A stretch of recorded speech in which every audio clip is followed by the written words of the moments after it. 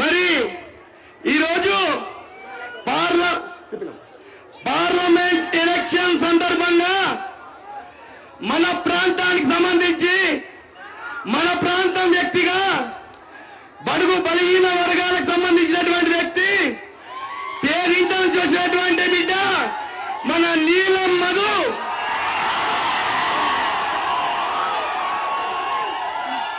మనందరం కూడా ఈరోజు పటాన్చేరు నియోజకవర్గంలో వారికి మద్దతు తెలుపుతా ఉన్నాం.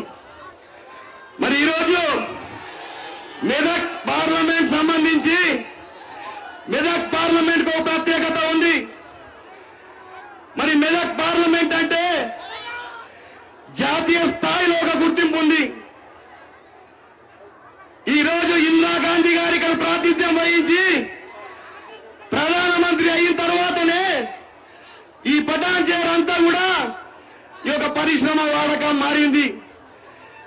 ఈ రోజు నేను ఒకటే అడుగుతా ఉన్నా, ఈరోజు చాలా మంది వచ్చి చాలా మంది మైక్లో పట్టుకొని మాట్లాడుతూనే ఉన్నారు.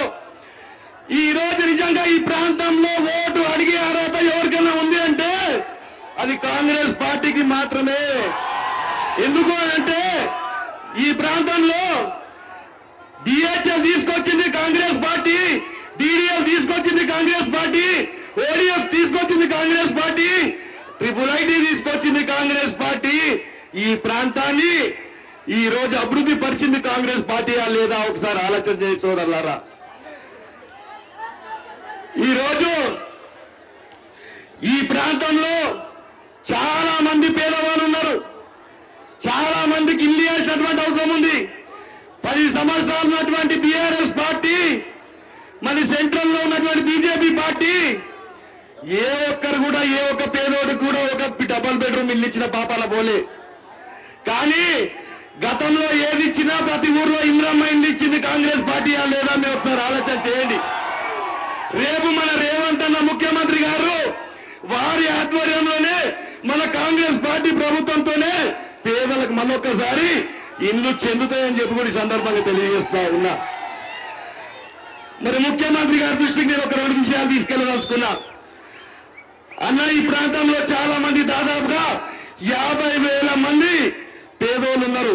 10 సంవత్సరాల సంది ఆశ పెట్టి బీఆర్ఎస్ ప్రభుత్వంలో ఇల్లు ఇస్తామని చెప్పి ఓట్లు వేయించుకుని తప్ప ఏ ఒక్క పేదోడికి ఇల్లు ఇచ్చింది లేదు. కానీ మీరు ఇక్కడ స్పెషల్ ఇంట్రెస్ట్ పెట్టి తప్పకుండా మీరు ప్రతి ఒక్క పేదోడికి ఇల్లు ఇచ్చే బాధ్యత మీరు తీసుకోవాలన్నా అని చెప్పి కూడా ఈ సందర్భంగా నేను తెలియజేస్తా ఉన్నా. మేము ప్రచారం చేస్తుంటే చాలా మంది మరి మున్సిపల్లలో చాలా ఉన్నటువంటి పరిస్థితులు చెప్తా ఉన్నారు.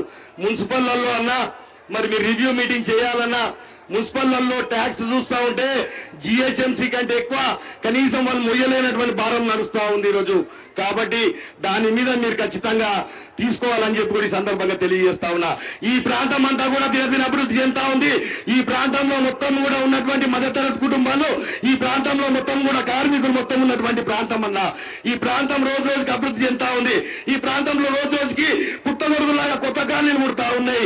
అన్న మధ్యతరగతి కుటుంబాలు రూపాయి పోగేసుకొని వాళ్ళందరూ కూడా ఇల్లు కొట్టుకుంటే అక్కడ ఉన్నటువంటి కనీసం మౌలిక సదుపాయాలు కూడా ఇవ్వలేని స్థితి 10 సంవత్సరాల్లో జరిగిందన్న. కాబట్టి ఈ మున్సిపల్లో ఈ జిహెచ్ఎంసీ వార్డులలో ఉన్నటువంటి మండలాలలో